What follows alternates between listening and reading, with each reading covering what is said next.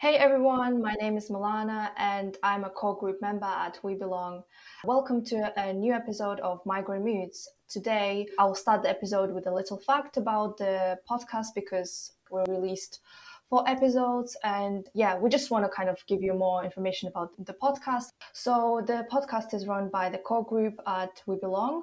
And if you guys don't know much about We Belong or not really sure about it completely, this is a charity organization which we are part of, and we are like a core group that is acting and helping the organization. And we will have an episode on We Belong where you can learn more about it and also learn about the new campaign that we're doing, which is really amazing. And just a little fact so that this podcast is run by the core group members.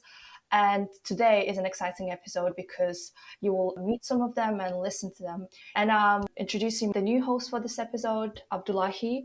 He's a core group member from the London team, and I'm kind of the core group member from the Manchester team. So because we have two different offices in Manchester and London now. So hey, Abdullahi, thank you so much for being the host for today. And it's so exciting to have you as a new host.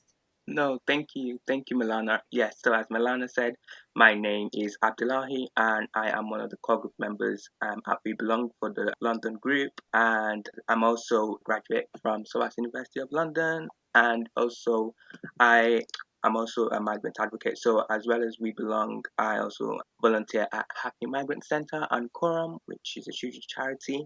I'm also hopefully later this year going to be starting my master's degree in either events management or human rights, but that's still a decision I'm trying to make. So but I'm really excited to record this episode today. Thank you for having me, Milana. No, thank you.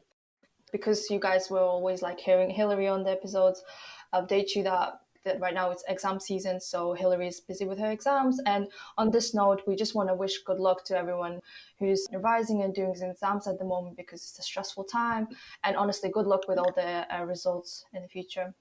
Definitely, yeah. Good luck, everyone. And I'm really rooting for you because I've definitely been in your shoes, guys. Especially going from GCSEs to being in sixth form and then university exams. So definitely good luck.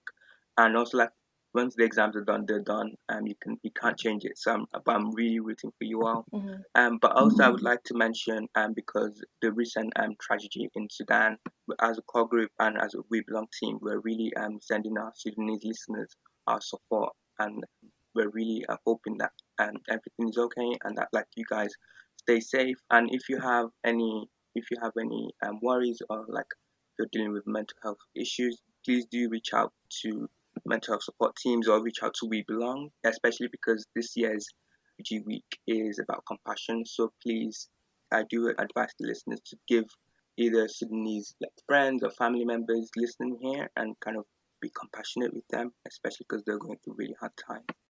Now, as Milana said, we have other core group members here, and actually they are from the Manchester group. So we have Tobi and Amina here, who we're going to be asking questions. In our last episode, we had an episode with Farishta Mozaffari, the founder of Shiba Arts, and it was an amazing conversation. It was a really good episode on exploring the relationship between art and politics and the inner confidence and inner freedom that we feel. So it's a really good episode. So please catch up with the episode if you didn't hear it yet.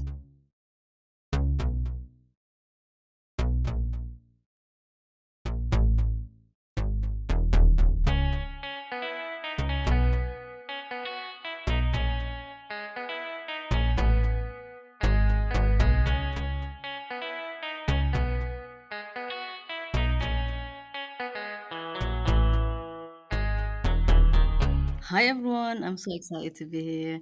So my name is Amina. I am currently a student at Bolton University. So I'm also like a part-time blogger. I blog, I write, I love writing. I'm also a spoken word poet, if you would like to call me one. I'm also a Manchester co-group member. So yeah, that's a little bit about me. Oh, amazing. Thank you, Amina. And Toby, do you want to introduce yourself?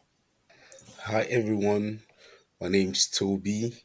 I am a core group member for the Manchester part of We Belong. I'm an entertainer.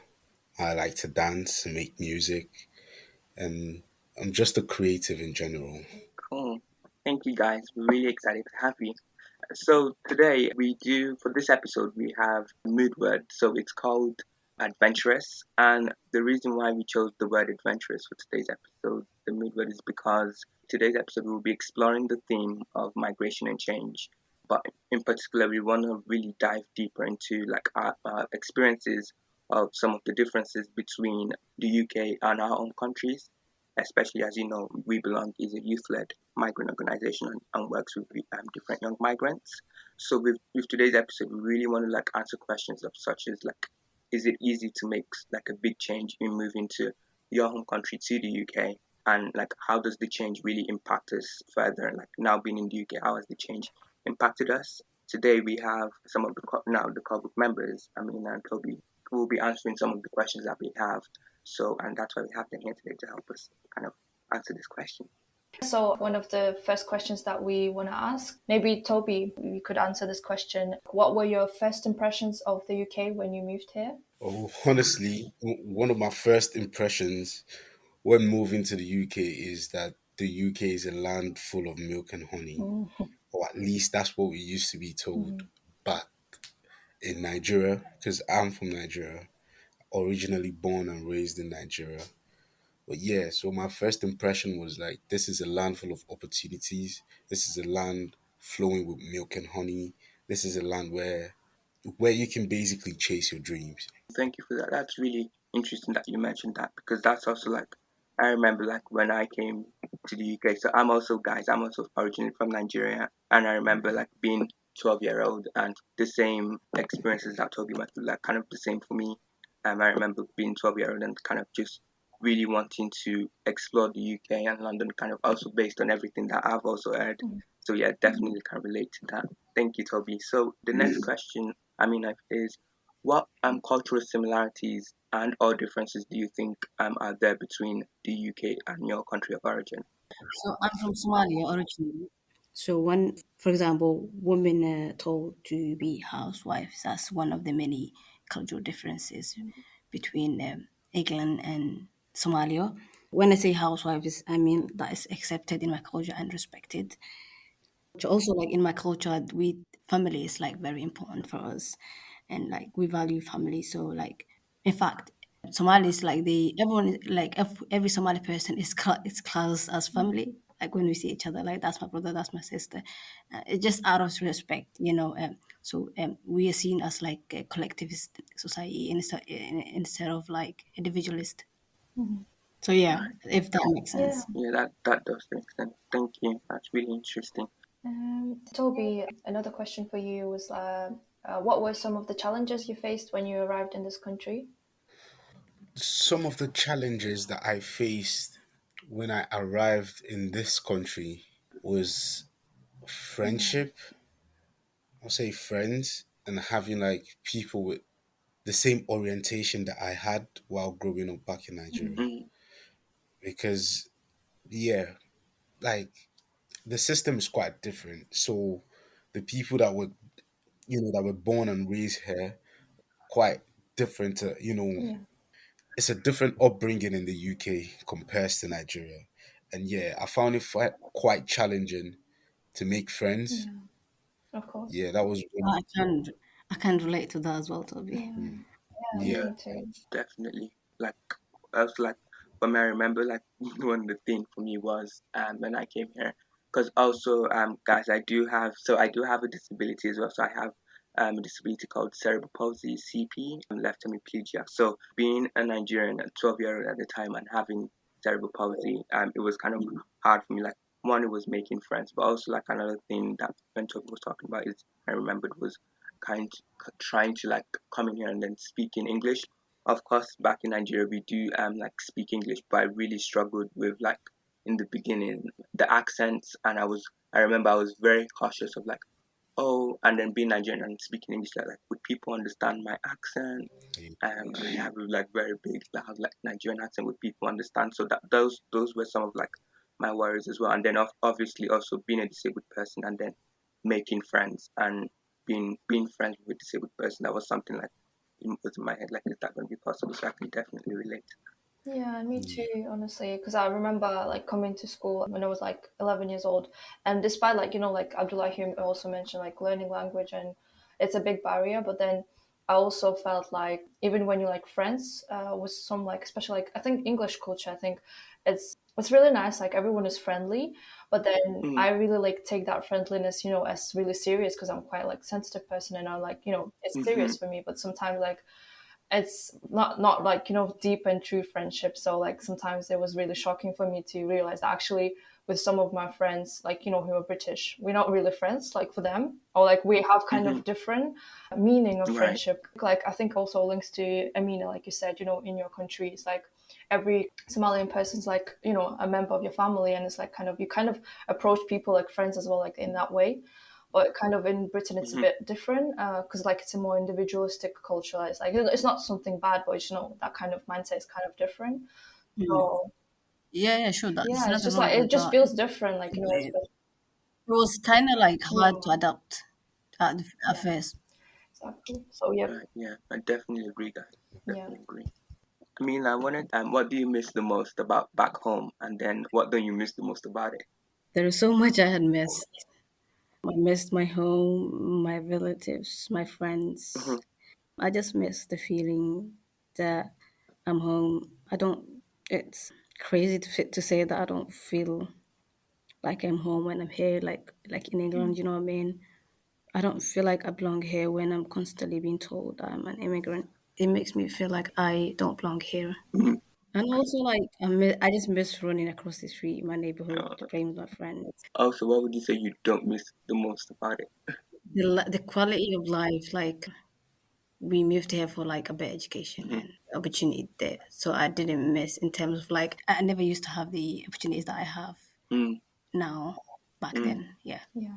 thank you. I think also relates to what Toby said, that kind of expectation that UK has so much opportunities, and it's true, which is amazing. Mm, Yeah, and It's true in a way. Yeah. yeah. And Toby, like, can I ask you, like, what is your attitude towards change? Like, would you describe yourself as someone who likes and makes a lot of changes in your life, or you enjoy having more stability? To be honest, I enjoy more stability. Hmm. Change is good, and everybody should be willing to change because like that's what makes us human, and that goes with change environment, change ideas, change like your personality, change your location, as long as it's for the better. You get what I mean? Yeah, of course. So I like change, but I also prefer some sense of stability because mm, someone would changes too much. I think there's a saying that if um if a light bulb blinks and blinks too much, people will just take it out. So if something changes too much, mm, like you get what I mean, then you don't give people around you enough stability or enough confidence. Yeah.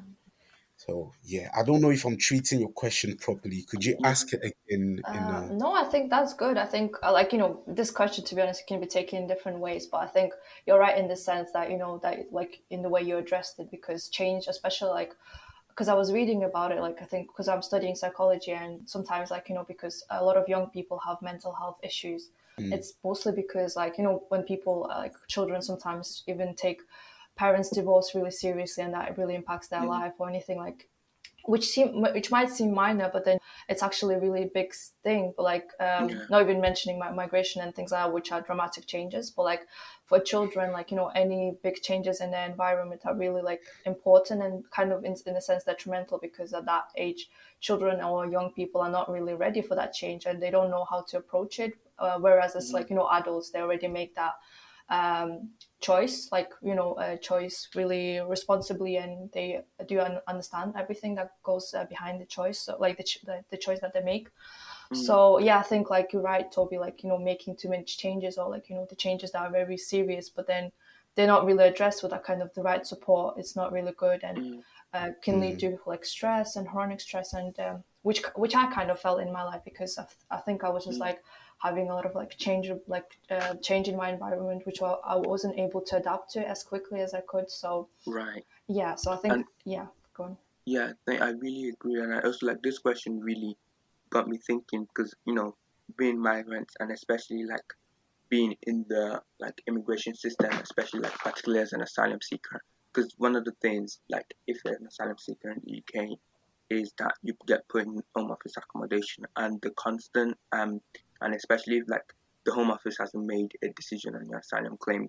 One of the things that is if you're given a home office accommodation, you get constantly like moved. So that's and also like when I saw this question, that's another thing is the sense of like stability and getting used to a certain area and then you've been told again that you have to move if Hmm. a decision hasn't been made yet. That's something that this question got me thinking is how Yeah. young migrants and like particularly asylum seekers how they handle that change. 1 minute they're in like a borough like Hackney and then next 2 years they're in Lewisham or somewhere else. So it's just the constant change is like a really really resonated like when you said Lana, is the Yeah. how young people aren't able to like accept that change in stability. Yeah, exactly. It also like it depends Yeah.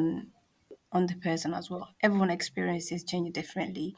It's not entirely Yeah, positive always. Like Abdullahi said, moving on yeah, is not that is that has an impact on your mental health and other aspects as well. Yeah, and also, when we asked the question, we asked about change, but then, like we said, with like, for example, migrants, like the home office accommodation Yeah. and stuff, it's not like mm, it is a change, but it's not like a choice, if you know what I mean. Because when people make changes, sometimes when you make a change by your own will, like you have the chance to choose, you have the chance to decide your future. That's one way, which is Mm. basically up to you, and it's kind of exciting to make that change because it's up to you only.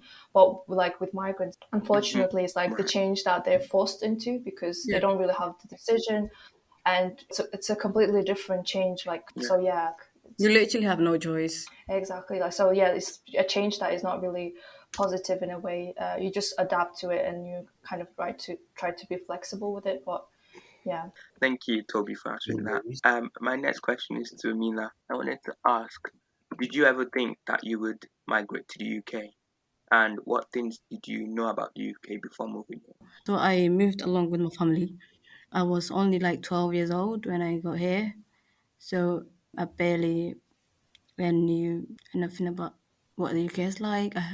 No, it was, I felt a bit nervous and uncertainty of like what is life's going to be like leaving my friend behind. It was kind of, a hard decision Yeah. to make. And But did you, yeah, yeah, did you ever think that you would migrate to the UK?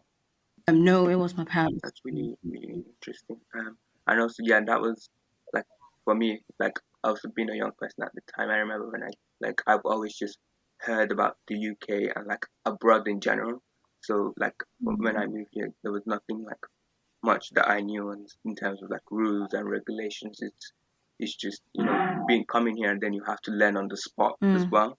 That was something I had to do, and also considering having a physical disability, which also like affects a little bit of my the mental side of my health. That's also like hard. So it's just learning on the spot as you go. But I think for me, one thing that really helped is like education. It really helped me smooth the transition moving from Nigeria to the UK.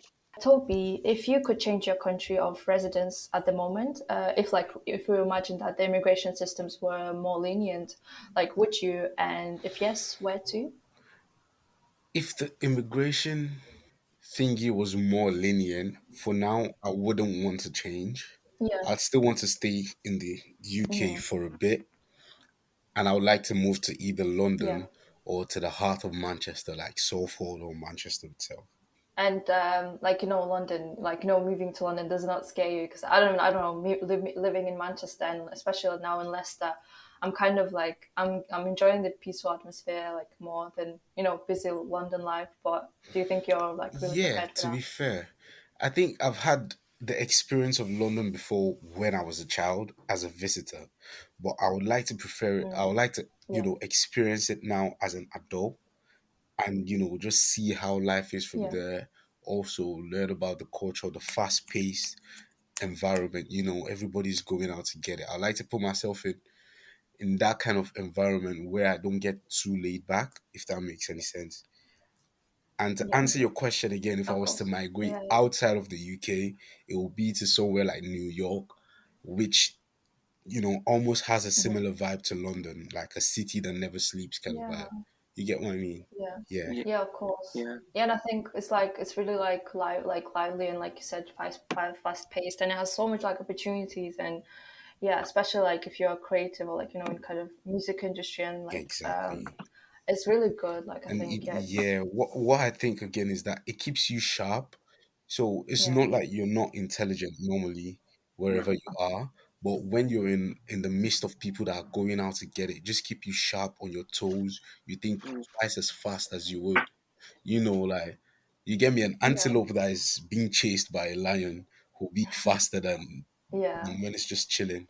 yeah, exactly. I really like the well, like Toby, how you if you were asked like if you were to like migrate like to either to New York, because I also like I'm a person I do like the sense of like busyness and like you're always doing one thing, and also Hmm. like now especially the world is now more moving towards more like remote Remote working work. and like corporate, yeah.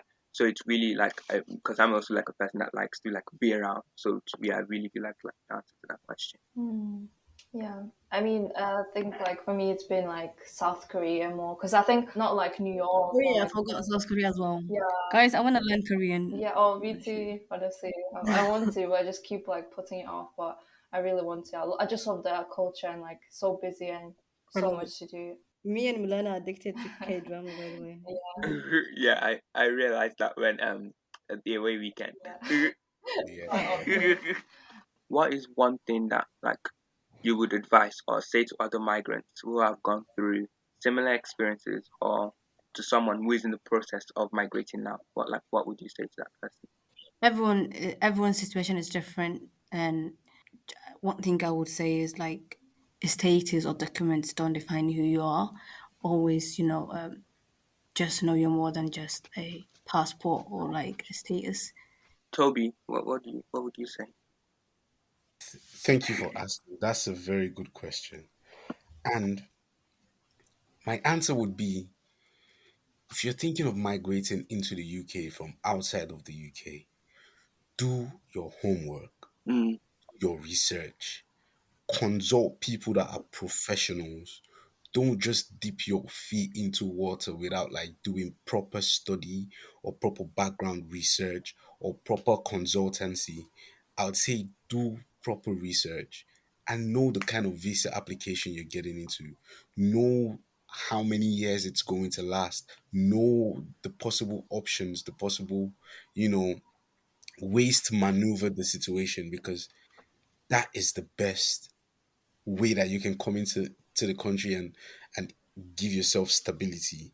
mm. I've seen it so many times, and this is the advice I keep telling many of my friends who are planning to come in from Nigeria and stuff.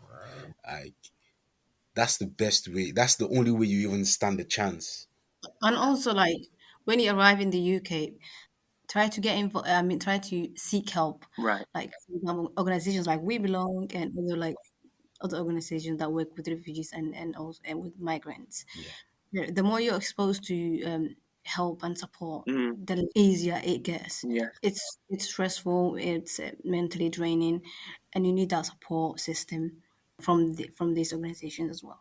Yeah, I definitely do agree with like especially like being here and then seeking help as soon as possible because that's something that not only do I stress to like other migrants that I see through We Belong, but also like you guys might remember in the beginning I said like I also volunteer at Quorum, which is a children's charity. So because at Quorum we have a program called Young Citizens Program. So that's basically a program made up by young migrants and young people from my migrant and refugee background, and we go into like colleges and youth clubs to deliver workshops. And one of the topics of the workshop that we talk about is being new in the UK and like how to build support networks. So it's really, really important. Like if you're just coming to the UK, you really seek help as early as possible, and like definitely through organizations such as We Belong, that will be really able to help you, integrate here in the UK. And so it's just the key thing is just seeking help as soon as possible. Yeah, definitely. Yeah, thank you guys. This advice is so useful and so needed. Yeah, because honestly, like I think when people migrate, they don't really have because the first challenge that they face and like kind of the big goal is kind of to migrate, but then actually migration and coming to the country is not the biggest challenge, and it's only the beginning, because afterwards, when especially if you're not having any knowledge or anything like that, you're faced with the system which is really strict already enough, and if you're not ready for it, or maybe it's just crazy. So yeah, like as people who experienced it, we really advise for you to get like some help beforehand, and some research, and to equip yourself with stuff beforehand, as it will really help you later on, because it's a challenging process enough already. So just help yourself in any way that you can to make it at least somehow a bit easier. I think we can end with the questions now. And honestly, it was so nice with the questions, and everyone, thank you so much for answering them. Thank you so much. Oh, I had a great time like Yeah, doing thank you this. guys. I was like, I'm gonna keep going. I know, I know. I was like, we can keep going, but yeah, honestly, as Milana said, it's like thank you guys for taking the time to really come on the podcast and really answer like our questions. It was really great to get an insight into like your experiences and really get to know more about you guys like even more. So thank you so much. Thank you for having me. And also, another note and another amazing news to kind of celebrate is recently we had EYL graduation in Manchester, and basically EYL is Emerging Young Leaders course that We Belong is doing. It's like a 6-week course that helps young people at who's involved at We Belong or quite new to We Belong to get those kind of leadership skills and empower themselves, and to grow and to explore themselves and discover new things about themselves. Yeah, and Amina was one of the graduates because she did the course this time. So, Amina, are you okay to say more about your experience? How did that feel? First, grateful for the opportunity. Not everyone gets it, to be honest. The course was helpful. It helped my confidence. Helped me improve my leadership ability. It was nothing but positive. I really enjoyed it. Also, the staff were really great. And shout out to Toby as well for leading. Yeah, it was amazing. Toby, do you want to Thank share you. how it felt to Thank be you. a mentor? Oh yeah, Mm. thank you. It felt good. It felt very good to be to co-facilitate the course this time, and it was very very insightful. I learned a lot from everyone on the group, from Amina as well, and the card. So after the graduation, everybody signed a card and gave that to me, and that was very heartwarming. I think I sent Amina an epistle about how I felt. I'm glad you liked it. Yeah, so it meant a whole lot, and the love is just warm. It's just positive vibes always. Oh, Yeah, amazing. it's great to be part of We Belong. That's Yeah. Honestly, really Yeah, that's really cool to like hear that you guys' experience because I haven't been able to do it yet, but my younger brother did it, and I went to the graduation, and I have to say it was definitely, as you guys said, it was amazing. It was an amazing experience because Uh, it's on my bucket list to do it. So I'm really hoping to do it as soon as possible. okay, yeah, next time definitely. On Instagram, you can see a small video about the URL that happened in Manchester, like just showing Mhm. how it went, and some nice images. Honestly, thank you for this episode, and I think I want to have this checkout question asking you, how do you say change in your language? Because I love learning languages, and I just like Yeah, I also, guys, you might not know a bit fact about me. I'm a massive like I love learning languages as well. So I've been learning Spanish for 3 years and I'm still working on it. So yeah, when I saw this, I was like really excited. Change in my language, we say isbadal. it's That's better. good to- Yeah, in Somali. How about you, Toby? yeah, the one that will help me on this one. So I actually with this one, so because Toby and I, as we said, we're Nigerians and we do both like speak Yoruba. So with how do you say change in Yoruba? So it's Yipada. I might be Yeah, wrong, yeah, but that's because now I'm still really trying, guys. I'm still really trying to really keep in touch with my Yoruba because I Mhm. feel like since I've been in the UK for a while now, it's kind of going away. But I'm trying really hard to make sure it doesn't. But in Yoruba, it's called Iyipada. That's basically just change in any situation. Ipala. Iyipada. So yeah, Nice. In Russian, you say it перемена. can you repeat that? It's перемена. And Abdullahi, do you want to leave us with a relatable positive quote for the month? So for this month, this is actually one that I kind of came up with. When you fight for your dreams will fight for you. So I said this because for me, this is very important. I remember like last year, I tried to go to university for my master's last year, and unfortunately, I wasn't able to go due to unforeseen circumstances. But like this year, I'm now going to be able to go because I have actually gotten what I wanted. So, and throughout that time that I wasn't able to go, I worked really hard to make sure like going to university for my master's was like a dream come true. So, and earlier, like last month, I found that I was going to be able to go. So, like for me, this quote really resonates like with that. So it's like when you fight for your dreams will fight for you. Yeah. So. Oh, lovely. I love this quote. So nice. Thank you. Thank you for sharing. And thank you, everyone, honestly. Thank you, Toby and Mina, for taking part, for answering the questions, sharing a bit about you. And this episode was amazing, and I just really loved it. And yeah, and thank you. Yeah, honestly, guys, thank you. Thank you very much. Thank you guys. Thanks Thank for you. having me as well. We should be Thank you, guys. It was really nice Yeah, having you and both. thank you, Abdullahi, for hosting. Honestly, I think all Yeah, of us agree that you're a good host. No, Yeah, thank you. you're a good host. Y'all are good. We're all good. We're all good. We're all yeah, amazing. like professionals already in podcasting. Yeah, so thank you everyone for listening as well. I hope you really enjoyed the episode, and please leave any feedback that you have in the comments. Yeah, share whatever that you liked in the episode, or maybe share some experiences that you also maybe was similar or quite different. You know, when we answered some questions together, we would really love your feedback and engagement. So yeah, thank you for listening to this new episode and feeling adventurous with us, exploring the meaning of change and what it feels to make this kind of change in terms of migration. This was Migrant Moods. Thank you for listening. Bye. bye. Bye, guys. Bye, guys.